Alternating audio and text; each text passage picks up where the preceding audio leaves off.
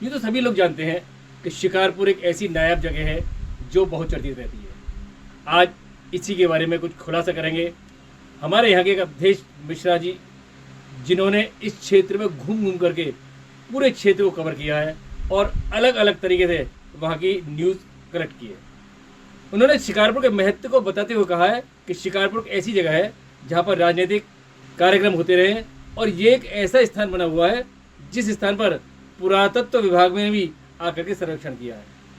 कुछ जगह है जो आज भी इसके लिए रहस्य में बनी हुई हैं। तो जाइए जान करते हैं शिकारपुर का नाम शिकारपुर कैसे पड़ा और इसके पीछे क्या रहस्य है।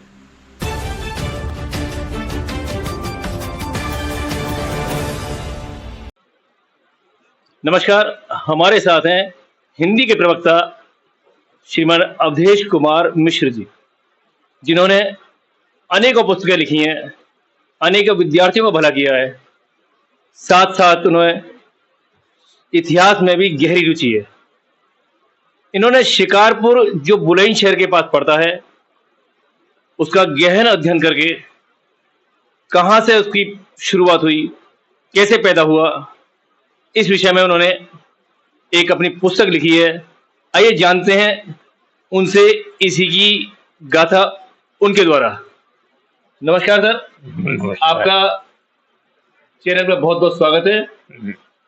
आप ये बताइए अपने शिकारपुर के इतिहास के बारे में क्या जानकारी दी और ये कैसे कैसे आपने इकट्ठा किया। देखिए, मथुरा मेरी ये जन्मभूमि है तो शिकारपुर मेरी कर्मभूमि। मैं शिकारपुर 1968 में एक हिंदी प्रवक्ता के रूप में नियुक्त हुआ और लगभग 35 वर्ष मैंने विद्यालय की सेवाएं की। मुझे एक पुस्तक प्राप्त हुई जो फारसी में थी, नाम था तवारीख ए बुलंदशहर। यह मुगल बादशाहों का पसंदीदा शिकारगाह था, इसलिए ये शिकारपुर कहलाया। शिकारपुर का प्रारंभ महाभारत काल का बहुत बड़ा इतिहास स्वयं में छिपाए हुए है। शिकारपुर जो यहाँ राज का प्रारंभ इस प्रकार हुआ कि जब पांडवों को वनवास हुआ तो सबसे पहले पांडव आकर के बुलंदशहर में रुके। यहाँ उन्होंने अपना एक आश्रम बनाया और इस आश्रम में वे रहे। जंगल ही जंगल चारों ओर था, उस जंगल को छांट करके उन्होंने इसे सरपट करके अपना आश्रम बनाया है। इसलिए ये शिकारपुर यहाँ स्थित है और शिकारपुर के इतिहास के संबंध में यह कि वो यहाँ रहे, तो इसीलिए बुलंदशहर का सबसे पहला नाम, क्योंकि वन छांट करके बनाया है, इसलिए बुलंदशहर का पहला नाम बनछटी है। इस बनछटी को साफ करके उन्होंने अपना आश्रम बनाया है। इसके बाद पश्चात वे शिकारपुर की ओर बढ़ गए। शिकारपुर में जहाँ आजकल झाड़ीपत महादेव हैं, यहाँ आकर के वो रहे और यहीं श्री कृष्ण कभी उनसे आकर के मिले थे, इसलिए इसका नाम गोविंदपुर कांचन कहा गया है।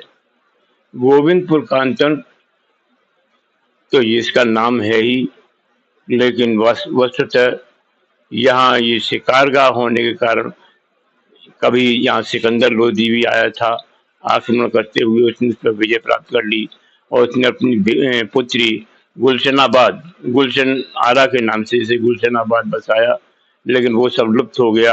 एक राजा के अत्यधिक अन्याय के कारण यह अन्यायी खेड़ा भी कहलाया, किंतु अंत में ये शिकारपुर कहलाया, क्योंकि यहाँ पर ये मुगल बादशाहों का पसंदीदा शिकारगाह था, इसलिए यहाँ रहा है। या तो यहाँ पर कभी जहांगीर भी शिकार खेलने आया था और कभी जहांगीर ने यहाँ शिकार किया था।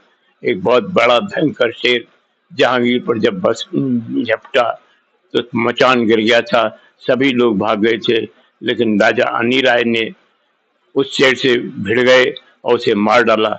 इसलिए उन्होंने इसको 86 गांव गंगा के उस पार और 86 गांव गंगा के उस पार रहे, जहां पर शेर मारा गया था, इसलिए वहां पर उन्होंने उसे अपनी राजधानी बनाया और उसका नाम हुआ जहांगीराबाद। जहांगीराबाद को उन्होंने राजधानी बनाया, किंतु जहांगीराबाद रह करके गंगा पार के गांवों का निरीक्षण संभव नहीं था। इसलिए उन्होंने अपने पिता अनूप राय के नाम से अनूप शहर बसाया और अनूप शहर को अपनी राजधानी बनाया। इस प्रकार से शिकारपुर, जो कि कभी चलपत राज नगरी के नाम से कहलाया, कभी गुलशनाबाद कहलाया, कभी अन्यायी खेड़ा कहलाया, लेकिन वस्तुतः मुगल बादशाहों का पसंदीदा शिकारगाह होने के कारण ये शिकारपुर के नाम से ज्यादा विख्यात हुआ। अभी हमने आपसे बात कराई थी माननीय अवधेश कुमार मिश्र जी थी, उन्होंने आपको शिकारपुर का महत्व बताया, शिकारपुर से जुड़े हुए तथ्य बताए। ऐसी नई जानकारी के लिए आप देखते रहिए भारत 29 न्यूज़।